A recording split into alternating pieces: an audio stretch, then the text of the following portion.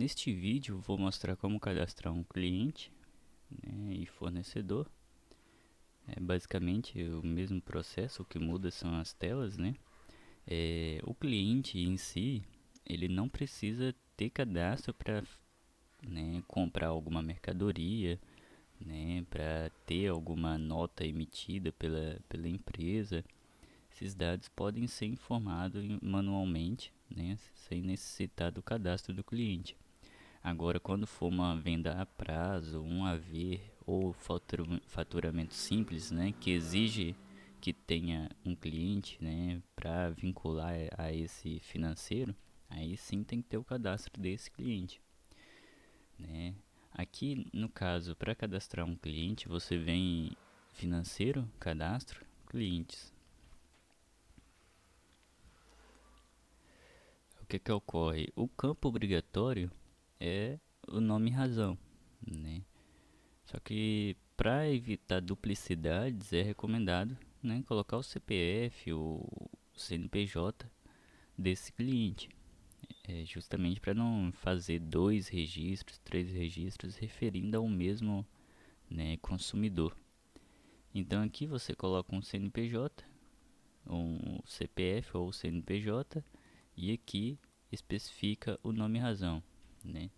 Eu vou pesquisar uma empresa que eu já cadastrei, né, igual a Nova Esplendor. Aí o que ocorre? Aqui você informou o CPF, ele vai fazer a validação, né? Se tiver tudo ok, ele vai pular para esse próximo campo. Em alguns dos casos também, né, aparece uma tela para você informar, né, resolver um CAPTCHA e aí com o CAPTCHA resolvido ele já vai cadastrar automaticamente. É, o RG não é obrigatório nem para emissão de notas fiscais, mas quando é um cliente que não é consumidor final, ou seja, uma empresa contribuinte, tem que ser informado da inscrição estadual. Informou o nome e razão, né? Aperta F10, apertou F10, aí sim a gente vem para o endereço, né? Eu vou apagar aqui só para fazer novamente.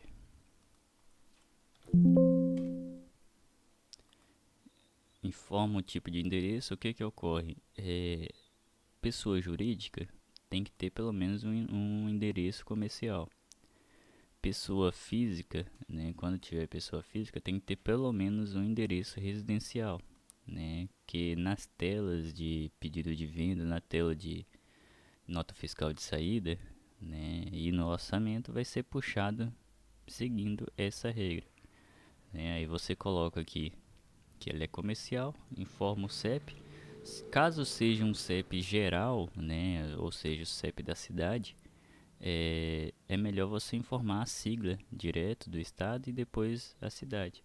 Mas quando for um CEP específico, você pode informar o CEP específico que ele já vai puxar, né, os dados referentes ao endereço. Agora, se fosse um CEP geral, né, ele não iria puxar o endereço corretamente, né, porque só tem a cidade. Então você informa a sigla, né, do estado, que é RO, né, a cidade coloca aqui de Paraná, né. Você pode apertar page up, page down para navegar entre os registros, né, ou aqui também, ou pesquisar com o F4, né, ou a lupinha ali, ou Ctrl Enter também, e posicionar, né. Se tiver escrito da forma errada, né, digitado da forma errada, ó, ele não vai encontrar. Aqui ele já posiciona para o logradouro e o que que ocorre? Pode ter situações de que o logradouro também não esteja cadastrado. Suponha, eu coloquei um logradouro aqui, ó, não tá, ele não encontrou esse logradouro e está sugerindo o cadastro dele. Só que é bom você pesquisar primeiro, né? Dar um Ctrl Enter ou F4, né? Para ver se aparece, né, esse logradouro. Aí você tenta localizar.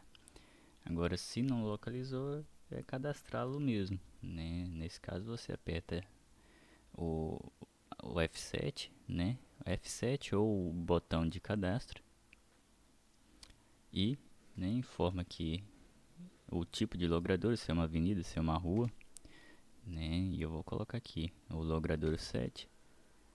Aí você tem que informar o CEP, né? Seja geral ou, né, específico.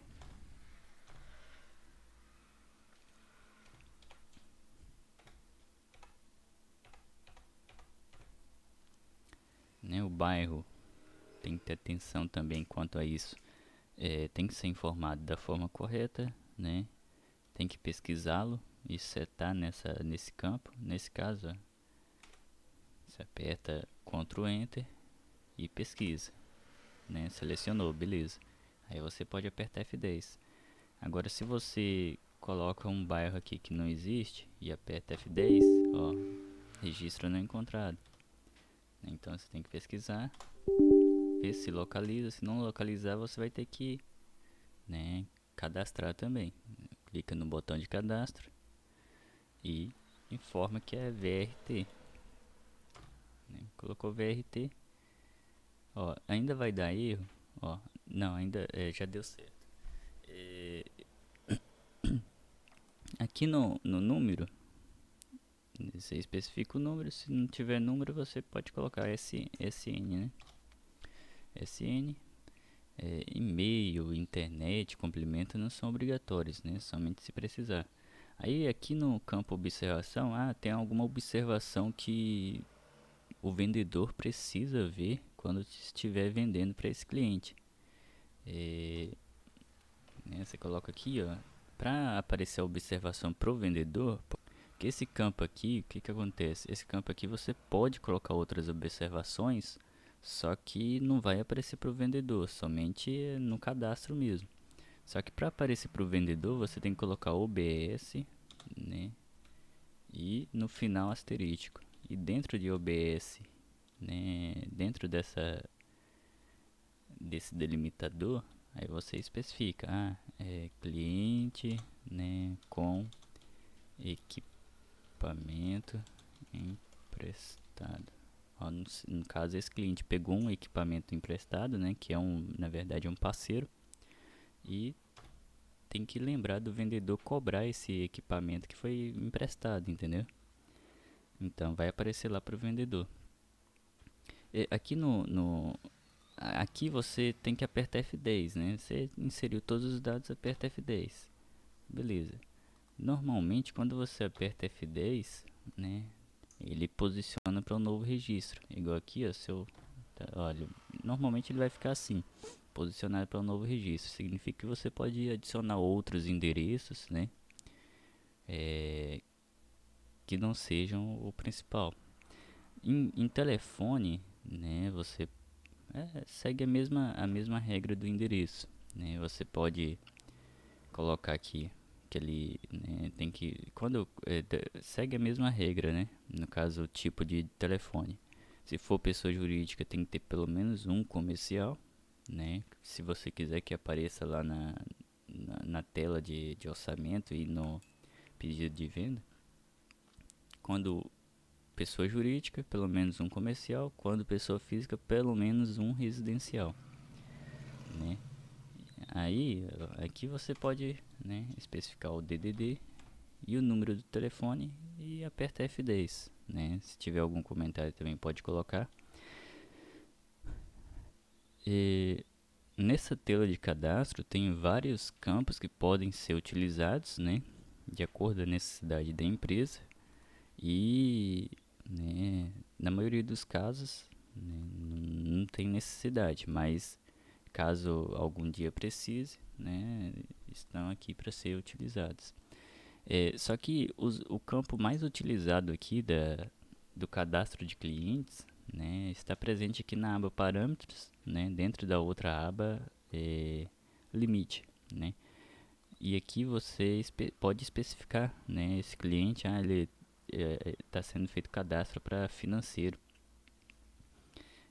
crediário, né? Então esse cliente ele vai ter um limite X de vendas em aberto. Aí você pode especificar aqui o valor que esse cliente vai ter de vendas em aberto, né, de vendas a prazo, e, né, apertar F10 que ele vai aplicar. Beleza? Quanto a cliente, é basicamente isso. Fornecedor não muda também, né? Fornecedor é a mesma coisa. E é até mais simples, inclusive, né? Fornecedor não tem tantos dados, né? Aí no caso aqui, né, o processo é o mesmo. Outra coisa que eu havia esquecido de falar, né, é que você pode adicionar uma foto do cliente, né? Você vem aqui, ó, inserir figura ou colar, né, quando você tiver copiado de uma outra área, né? E tem outros recursos aqui também que podem ser utilizados para remover, copiar a imagem que está inserida, né, selecionar o caminho. Aqui quando você insere uma figura, o que vai acontecer? Vai ser reduzido o tamanho dessa figura, né, para otimizar o desempenho na hora da consulta, né, para evitar, né, o uso de imagens grandes, porque atrasa muito, né, o desempenho da base de dados. Só que você pode melhorar a qualidade e ele vai melhorando até chegar a 30K, né? Chegou a 30 kilobytes, ele vai, né, dizer que chegou no tamanho máximo permitido. Só que você pode aumentar, pode melhorar a resolução dessa imagem utilizando outras ferramentas. Aqui em anexo, né, você pode adicionar, né? Você pode adicionar documentos, PDF, imagem, planilha, vários tipos de documentos aqui que, inclusive, quando você insere, né, tem um pré-visualizador aqui que você consegue ver o conteúdo desse documento. Inclusive, baixar da base de dados, né? Você pode baixar numa pasta local do PC também. Beleza? É basicamente isso.